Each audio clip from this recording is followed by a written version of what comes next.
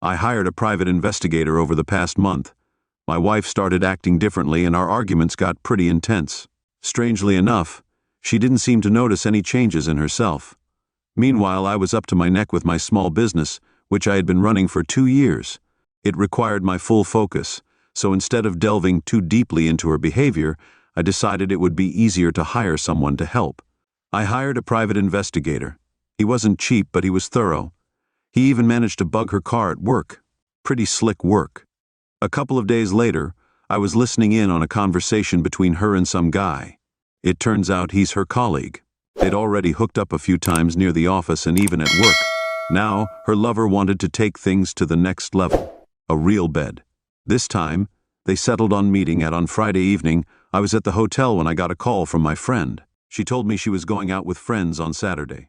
I had already found out that this guy was also married, so I didn't waste any time getting in touch with his wife. We met and I told her everything.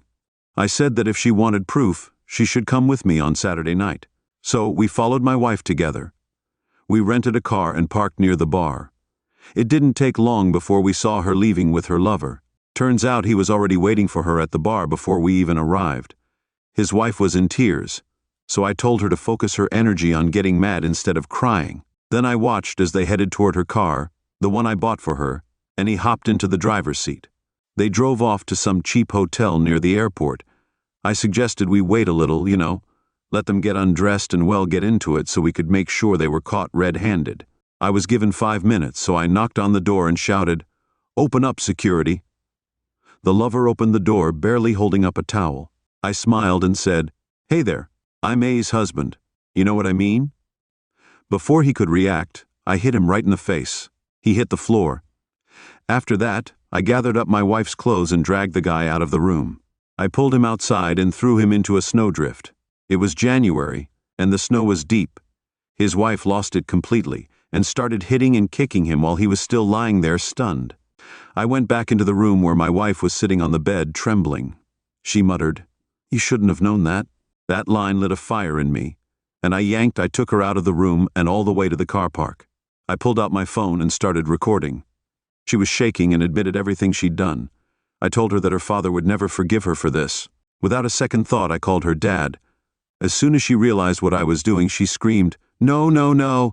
I asked him what had happened. His response was simply, "I'm disgusted with her." Before he hung up, she was screaming and wailing like her whole world had just collapsed.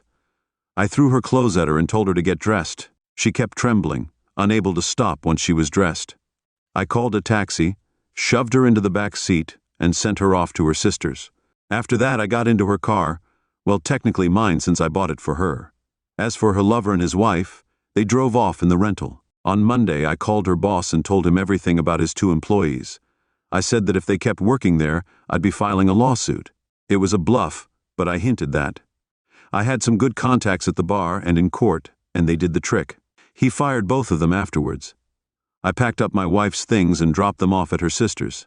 It took a couple more days for the shock to wear off. Eventually, she tried calling me, but I wasn't interested in talking it through. This back and forth lasted a few weeks until her sister she called to say that my wife had lost it. She'd stopped eating, wasn't speaking, and was slipping further into a dark place. I told her sister to call for an ambulance. Long story short, my wife ended up in a psychiatric hospital under observation. A while later, the hospital called and scheduled a meeting with me. I wasn't exactly eager to go, but I showed up. At the meeting, I was told that my wife fully understood what she had done. It seems that the way I handled things, especially forcing her to confess while half-naked in public, had shocked her so badly that it triggered a mental breakdown. The psychiatrist said she had experienced a major nervous collapse, which contributed to some sort of personality change. They reassured me that with time she would probably recover. I just stared at them and said, well, she treated me like garbage before I caught her, so I'm not too sure her personality was all that great to begin with. When I left, they said they would call me back next week. We met again, and she looked completely shattered. My wife used to do figure skating. She had a toned, attractive figure, but in just a few weeks she had lost at least 10 kilograms. She tried to justify everything by saying she cheated on me because I was too focused on work and she was just trying to hide it from me. I told her that didn't make sense. reminding her of how many times I told her that I was struggling financially, which was one of the reasons I started my business. I said that she was still scaring me and that I couldn't be with her anymore. I want a divorce. That's when her doctor nearly threw me out of the room. We got into a shouting match and suddenly she interrupted. She said, Okay, yes, I was selfish. I wanted to feel romance again, and the thrill of something new. I wanted to know what cheating felt like. Finally, she admitted a bit of truth. The therapist left us alone after that. I asked her to think about what it had all been for. The affair was long behind us, but look where it had led her. Parents were ashamed of her. She'd lost her job and her reputation. It would take a lot of effort and time. She begged me not to leave, saying she didn't know how she'd survive without me. But I didn't say anything at that point.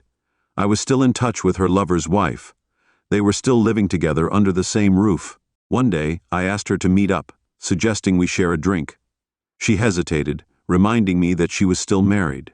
I laughed and replied that technically I was too, but that didn't stop our spouses from having their fun, so why should it stop us? After some small talk, I leaned in and joked, it would probably be poetic justice if we became lovers too. I expected her to. She was polite but said no. I was surprised because she smiled. We ended up booking a beautiful room and spent the next 3 days together. We got to know each other. This continued for about 2 months. I was figuring out my next move. I have to be honest, the anger eventually faded. I thought about just leaving everything. I thought about going back to how things were, but something kept bothering me. In the end, I decided to get a divorce. 2 years have passed since then, and now I'm grateful for everything that happened. I've learned a lot about myself and about what real life is like. I wish you the same.